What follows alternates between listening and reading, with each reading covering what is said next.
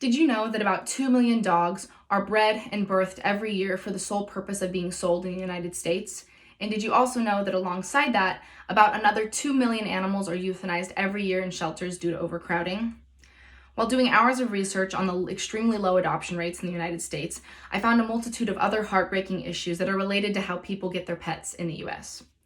As many of us students probably already have our own cats and dogs, it's important for us to remember how much we care about our pets' well-beings and to think about the millions of other good pets that are waiting to enter happy homes just like ours.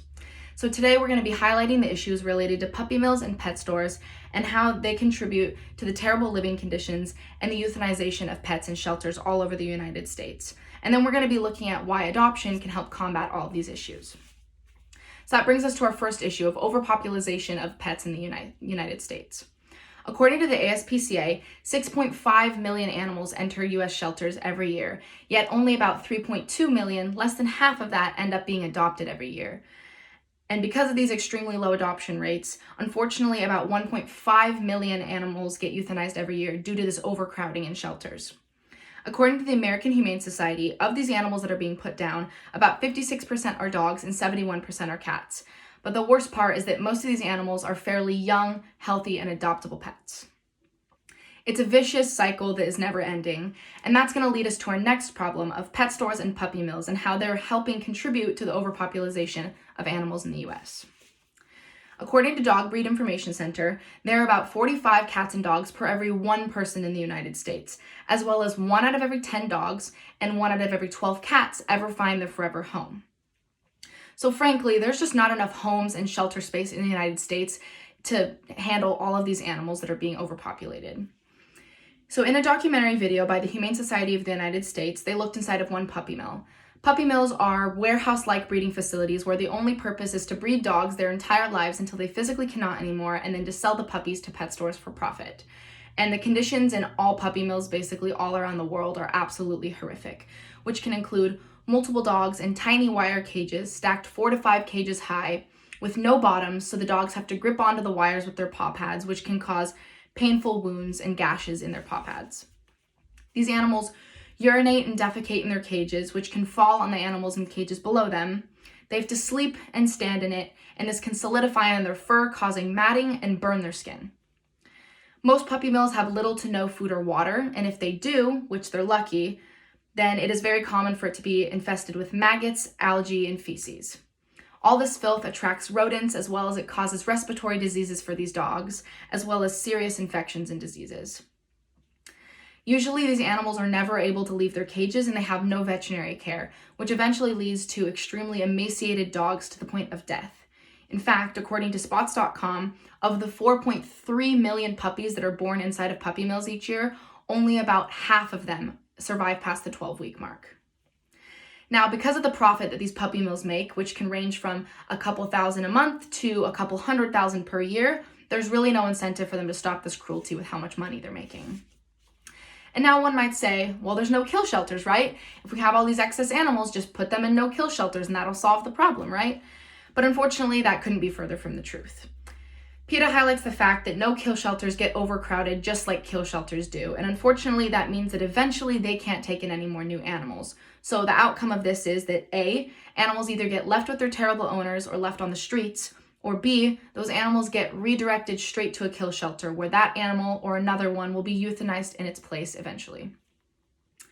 And according to PETA, some of these animals that are considered unhomeable in shelters may be due to aggression or a chronic illness that people don't want to deal with, may spend most of their entire lives in a cage with little playtime, exercise, or socialization, which in turn only causes even more social issues for these dogs and reduces their overall chances of ever getting adopted. And that leads us to our final big problem, is just the condition of U.S. shelters in general. Some shelters in the United States are run by the government and are funded by tax dollars, but unfortunately, most shelters are run solely off of donations and the adoption fees. And because of the extremely low adoption rates in the United States, this means that sometimes shelters don't even make enough money to adequately care for the pets that are in their hands. PETA says that this often leads to dirty living conditions, lack of veterinary care, low food and water supply, and poor record keeping, which can prevent animals from being adopted in the future. These conditions are clearly not humane, and we don't want any of these animals to live in it for longer than they have to. But it's really no better than these animals being on the streets or in the hands of abusive owners. So really, what can we do? Well, in the end, really the only foolproof solution to all these problems is for the majority of people to start adopting their pets from pet shelters and not to buy pets from pet stores. We know that as long as puppy mills are making money, they'll continue their inhumane practices. And so the only way to really combat the rapid production of puppies and the inhumane conditions in puppy mills is to not support these businesses financially. This would look like us consumers not buying pets from pet stores, and then the stores will not be making money off of us, which means that the puppy mills can't make money from the stores because they won't be able to sell more puppies to the stores if the stores are not selling puppies. If this was done on a large enough scale, puppy mills would stop making enough money to even keep their businesses open, and this would significantly help the issue of overpopulation of animals in the US by millions every year. But that's really only one part of the solution. So part 2 is just to adopt pets. When you're looking for a new pet, make adoption centers and rescue centers your first stop when looking for a new pet. It's really worth at least just a look around because you'll never know what kind of unique pet that you'll find, and you may just fall in love with them, and you never would have known they'd existed had you never made that stop. And additionally to that, there are many benefits to adopting pets, not only for the animal's sake, but for us owners as well.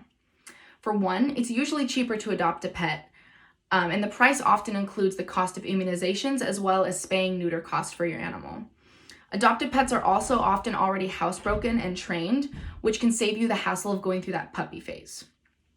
And among many more, it's really just rewarding to save an animal's life and to know that you gave them the happy life that they deserve.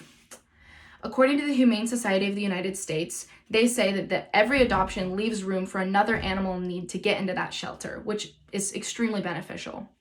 As well as higher adoption rates would decrease the euthanization rates since the shelters would be way less populated and they wouldn't need to be making room for new animals. Additionally, the more adoptions that a shelter gets, the more profit they have to adequately care for the animals that are still there and guarantee them a quality, but hopefully temporary, home. In the end, it's really up to everyone to make their own decision whether they would like to adopt a pet or not. But wouldn't you like to know that you're actively fighting animal cruelty in puppy mills by adopting your pet instead of buying one from a pet store? And wouldn't it feel good to stop healthy animals from being killed at the hands of shelters by adopting your pet? And wouldn't it be fulfilling to save your new pet from the inhumane conditions of the shelter that they were stuck in? And tell me it wouldn't feel even better to know that your adoption fee went towards improving the conditions of that shelter for the animals that are still there waiting for their forever home. Unfortunately, it is up to us pet lovers to make change in these animals' lives. Regulations and laws haven't been good enough in the past to save these animals, but it is super easy for us to at least make that first step towards positive change. So, the next time you're looking for a new pet, make your local animal shelter your first stop. There are millions of animals in the world waiting for people like us to make their lives more than just cages and concrete floors. And you never know who you'll find, but chances are you'll find your new best friend as long as you just make the stop and take a look around.